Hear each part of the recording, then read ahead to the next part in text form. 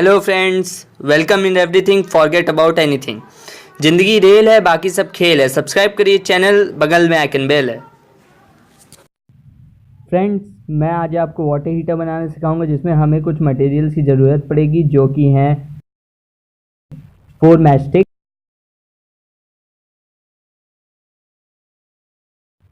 2 blades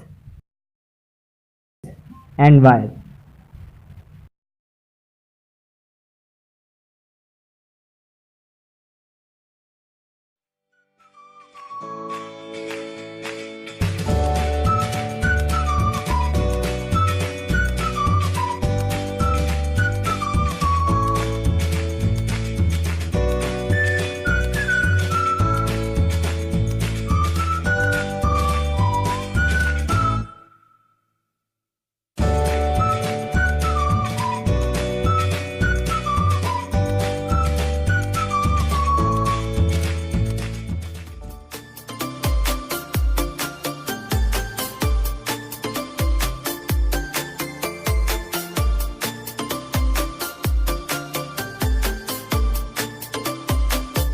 दोस्तों, अगर आपको हमारी वीडियो पसंद आई तो प्लीज़ लाइक करें, सब्सक्राइब करें।